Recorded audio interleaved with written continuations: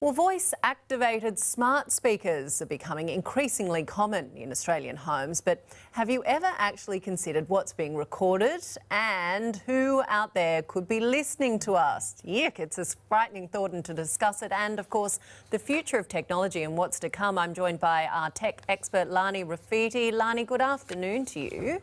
These are becoming very common. You've got the Amazon Echo, a speaker, and you've also got Google Home. I've seen that one around. Yeah, Apple HomePod. Are they recording my conversation or not? The short answer is yes, and the long answer is the reason why they do it. So the smart speakers, for those viewers who don't have one, are a device in your home, a speaker, has similar functionality to your Apple Siri or Google Home Assistant. So you activate it using a trigger word or a wake word, like Hey Siri or Hey Alexa, and it begins recording from that point onwards. Now, the artificial intelligence that's part of that, to improve its responsiveness and to be able to predict what you're looking for, they require lots of data and form in the term of the recordings, which is what they call natural language processing, etc. So that's why they do it. And if you think of your home as it becomes more and more connected, so at the moment it's mainly lighting and your device, etc. But as you start to tie in like your power, your lighting, your fridge, or all your other appliances, these speakers become the center point. Think of them as your own personal assistant in your home.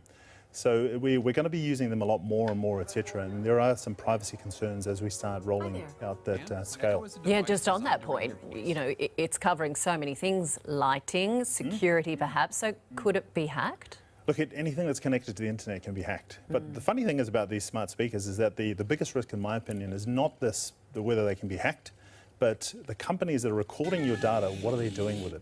Because if you think of the companies that take your data, usually in advertising or some sort of search, they require the data to be monetized. So they'll often enrich it by other sources or split it up and on-sell it to data brokers.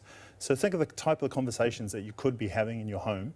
And those conversations, if they were made public, or who they're being sold to. And it's just the beginning in terms of our homes.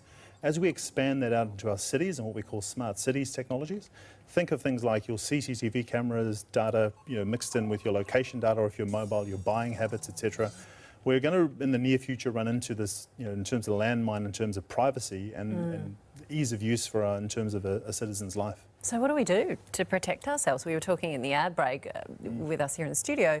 You turn it off, you turn the speakers off. Like, what can we do? You could go bush. No, but not have any technology? That's it. In terms of the speakers, look, you can actually turn the default setting off. It's buried deep within layers of the settings because companies want your data, so they'll make it a little bit more difficult for you to turn off.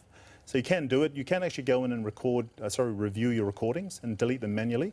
But again, it's not an easy process to do. So the best thing to do is awareness, user awareness, so you can make the decisions on whether you use it or not, or at what level you use it or not.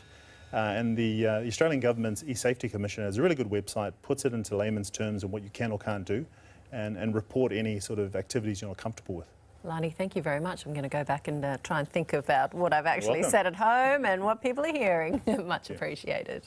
Queensland is watching the #1 news hour.